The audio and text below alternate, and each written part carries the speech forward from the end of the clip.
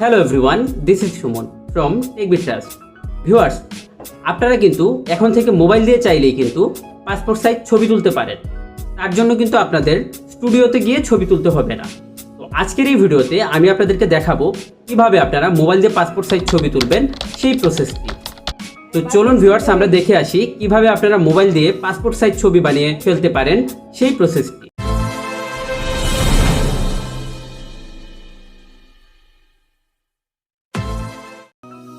আপনার হাতে থাকা স্মার্টফোনটি দিয়েই কিভাবে আপনি একটি প্রফেশনাল পাসপোর্ট সাইজ ছবি বানাতে পারেন, আমি এখন আপনাদেরকে সেই প্রসেসটাই দেখাবো। তো তার জন্য আপনাকে প্রথমে একটি ছবি সিলেক্ট করতে হবে। ধরুন আমি এই ছবিটিকে পাসপোর্ট সাইজ ছবি বানাতে যাচ্ছি। তো তার জন্য প্রথমে আমাকে এই ছবিটির ব্যাকগ্রাউন্ড রিমুভ করতে হবে।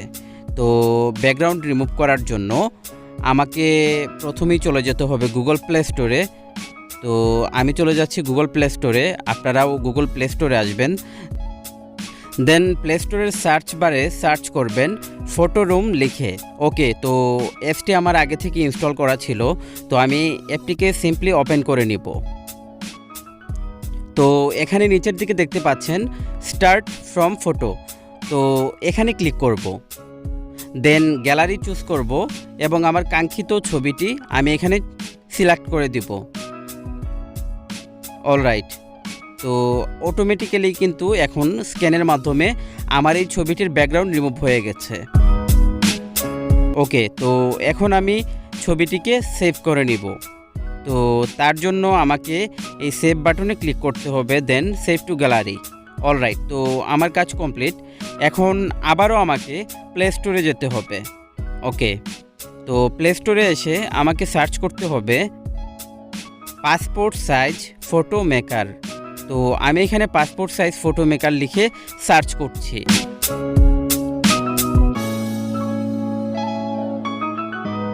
দেন প্রথমেই যে অ্যাপসটি পাবেন সেই অ্যাপসটিকে আপনারা ইনস্টল করে নেবেন।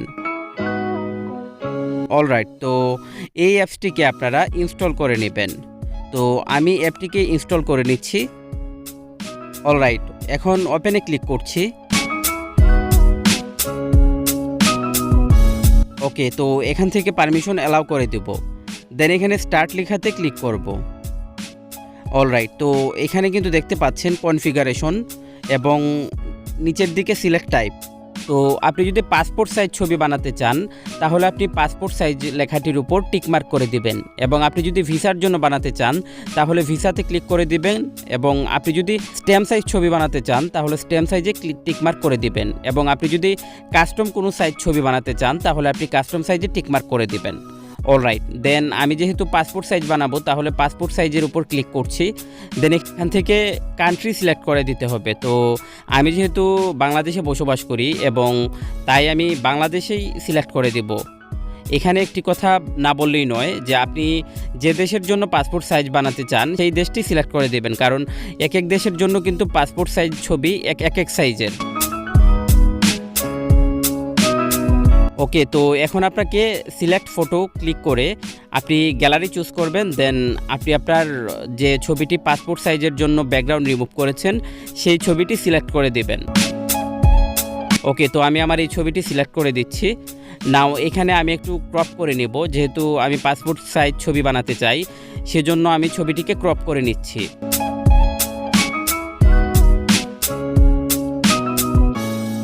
তো আমি আমার এই ছবিটিকে সঠিক মাপ অনুযায়ী ক্রপ করে নিচ্ছি। ওকে, দেন আমি এখানে টিকমার্কে ক্লিক করব। তো এখন কিন্তু একটি অ্যাড চলে আসছে।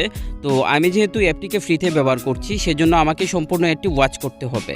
অলরাইট, নাও আমাদের কাজ কমপ্লিট। এখন কিন্তু আপনারা দেখতেই পাচ্ছেন আপনার পাসপোর্ট সাইজ ছবিটি কিন্তু রেডি হয়ে গেছে। তো আপনি যদি ব্যাকগ্রাউন্ড কালারটাকে চেঞ্জ করতে চান তাহলে নিচের দিকে কিন্তু লেখা আছে বিজি চেঞ্জার, তো আপনি এই অপশনটির ওপর ক্লিক করবেন। অলরাইট, তো এখন কিন্তু এখানে নিচে আবারও দেখতে পাচ্ছেন বিজি কালার।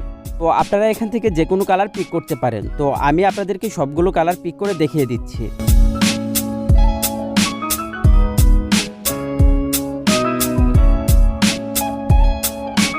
তো আপনাদের যে কালারটি ভালো লাগবে আপনারা সেই কালারটি সিলেক্ট করে দেবেন।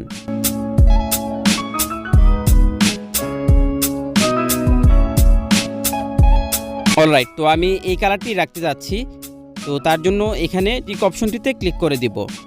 ওকে, তো আমার কিন্তু পাসপোর্ট সাইজ ছবি রেডি হয়ে গেছে। এখন আমি সিম্পলি সেভ করে নিব। তো তার জন্য এখানে ক্লিক করব। অলরাইট, তো আপনি যদি চান একটি A4 পেজে অনেকগুলো ছবি বানিয়ে নিতে, তো তাও আপনি কিন্তু এখান থেকে পারবেন। তার জন্য আপনি কপিসে ক্লিক করবেন।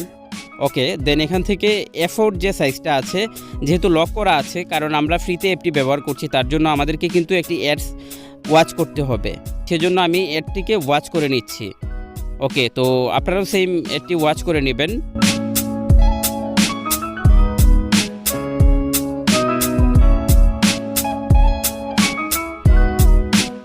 এটি ওয়াচ করার পরেই কিন্তু আপনারা দেখতে পাবেন যে আপনাদের A4 সাইজে কিন্তু অনেকগুলো ছবি চলে আসছে। ওকে, তো এখানে কিন্তু দেখতেই পাচ্ছেন A4 সাইজে কিন্তু 25টা ছবি চলে আসছে। ওকে, তো আপনি সেভে ক্লিক করবেন, দেন আপনাকে ইমেজ ফরম্যাটটি জেপিইজিতে সেভ করতে হবে।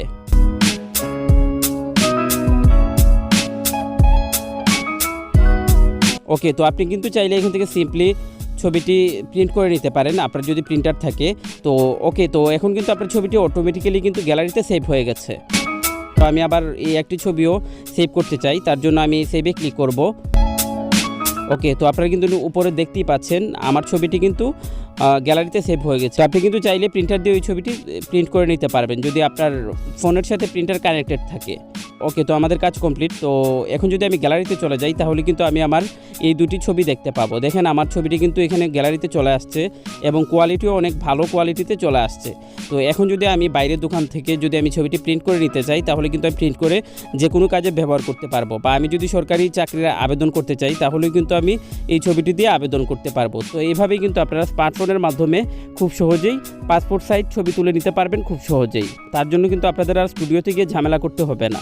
তো আশা করছি আজকের এই ভিডিওটি আপনাদের জন্য অনেক উপকারী হবে। ভিডিওটি ভালো লেগে থাকলে অবশ্যই ভিডিওতে একটি লাইক, কমেন্ট এবং সাবস্ক্রাইব করে পাশে রাখা বেল আইকনটিতে ক্লিক করে রাখবেন। পরবর্তী ভিডিওর আমন্ত্রণ জানিয়ে এই ভিডিওটি শেষ করছি। ধন্যবাদ।